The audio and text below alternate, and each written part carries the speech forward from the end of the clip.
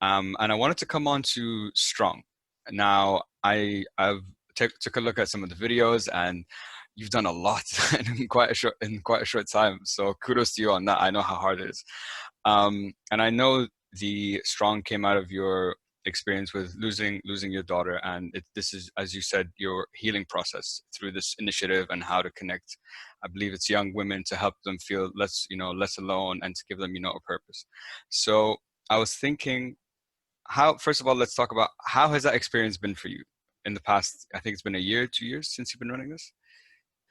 Yeah, no, well, it's been an incredible journey.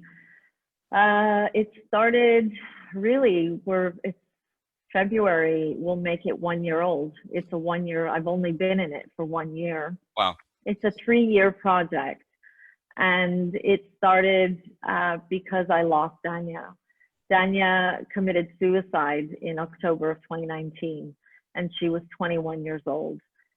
And the reasons for why she did it, we'll never know. There's lots of assumptions, but what we do know is that she was a very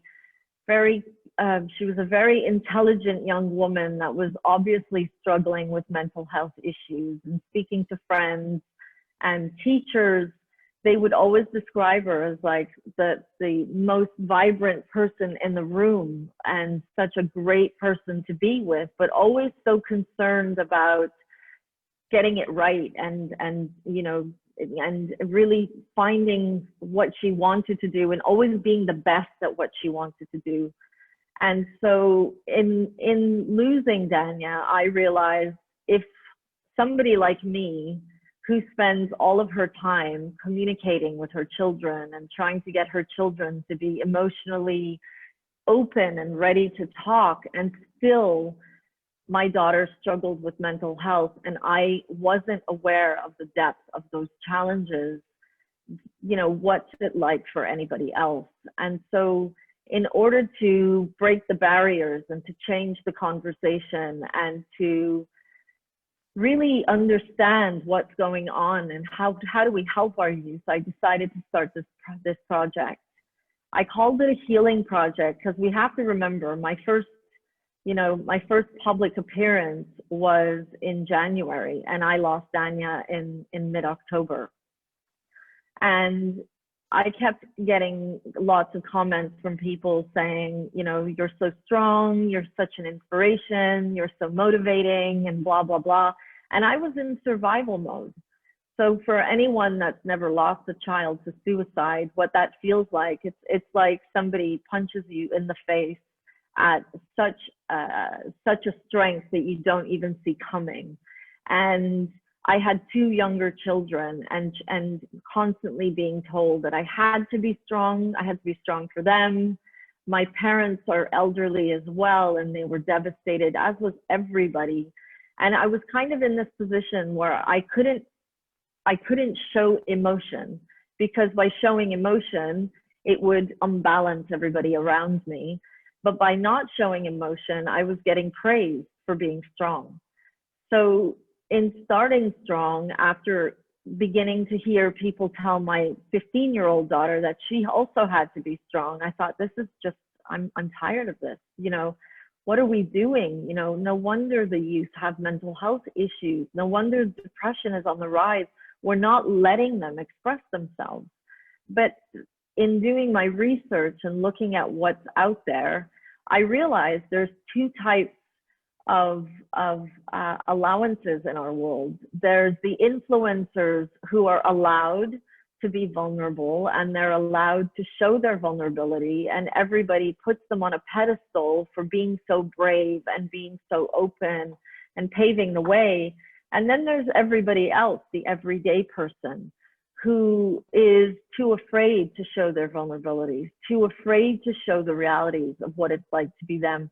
Because when they do, they get pushed to the side, or they get told, there's something wrong with you, you need help. Everything is kind of like they're put in isolation. So I started Strong because I felt that we needed to tell more stories about real people, young people. And I see this every day in working with students and working with the community. young people don't hear enough stories of people's lives. They don't understand the journey of somebody's life. They look at someone like me or you and they see success. But what they don't see are those darker days on the journey of success. Nobody wakes up, uber successful. There's always a process.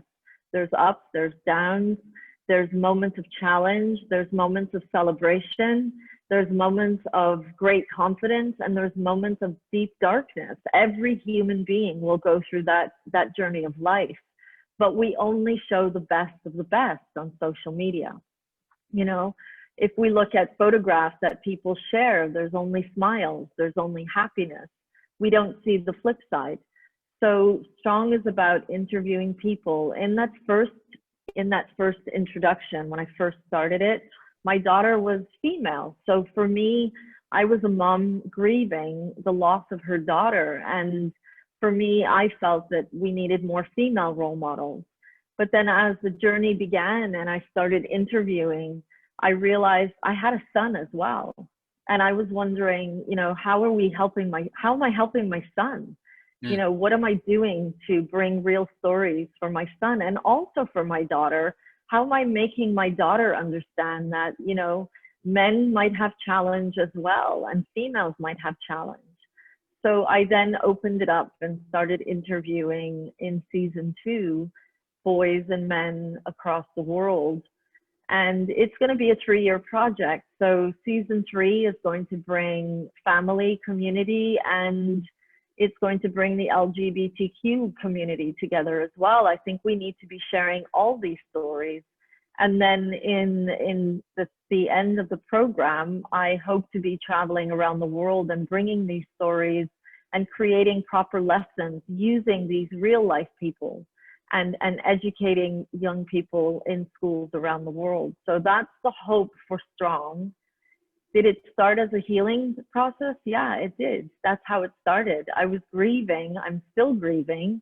But there's a magic in listening to somebody else tell their story.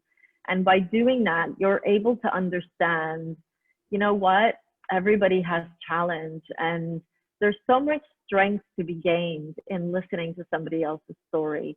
There's so much opportunity to look at the other person and just say, wow, I'm just so inspired by the choices that you made in your life and how you've weaved through the challenges of your life. So if you look back at some of these episodes, and I am really proud to say that we have interviewed quite a number of people, and we're not even a year old as a social project yet. We also have young people interning and helping me build Strong. And we have people around the world supporting me by sharing their stories. So it started because there was a grieving mom that just needed to forget about grief and learn about other people because she understood that we need better role models. And I mean no disrespect to any influencers out there. I think they have stories too that we need to share, but they're the exception. They're not the rule. And it's important that young people understand that, yes, there will be Oprahs, there will be Steve Jobs, there will be, Kim Kardashians and whoever else they're following. But there are also people like you and me and the neighbor next door and the lady in the grocery store and the man at the dry cleaner, so on and so forth. And these are the people that we're most likely going to be meeting in our lives on an everyday basis. So let's learn from them. They are our greatest teachers. First of all, thank you so much for sharing that story with us and with me. I'm honored and I really do appreciate it. I watched the video where you the Meet Maria video where you spoke about the story and whatever, and seeing how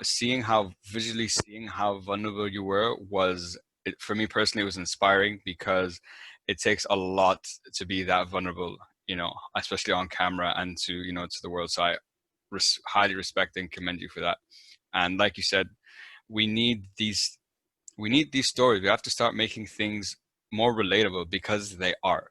I'm a human, you're a human. No matter what level of success you have, and no matter where you are in your life, we've all experienced some struggle mentally, emotionally, physically, whatever the case might be. And we have to stop just focusing on the success. That's why I love what you do, because you're talking about the story, and that's what people relate to. It's the stories.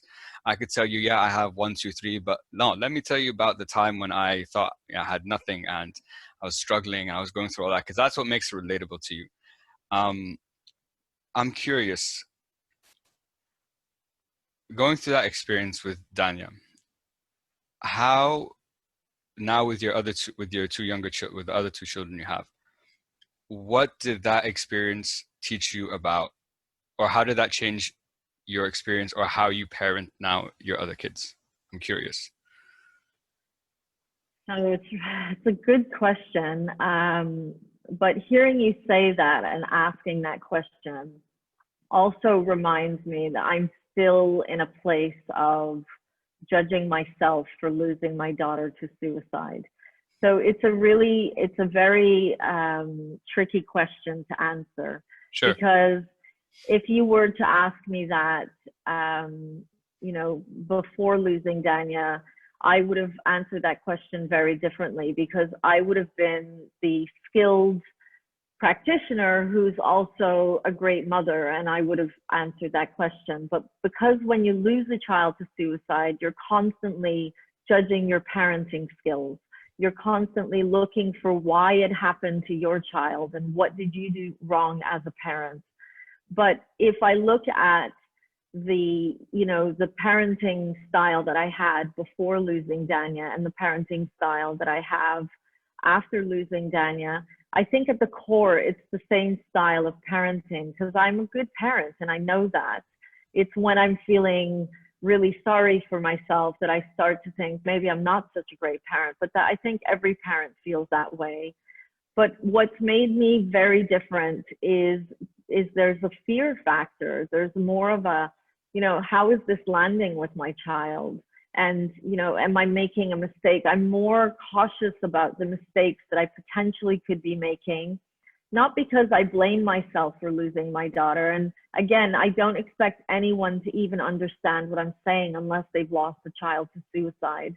If I had a room full of parents in here and none of them had lost a child to suicide, they'd all be saying, oh, you should have done that, or you could have done that, or they might be sympathizing with me. If I had a room full of parents who lost their children to suicide, they would be saying, I feel it. I feel what you're feeling. I get what you're saying.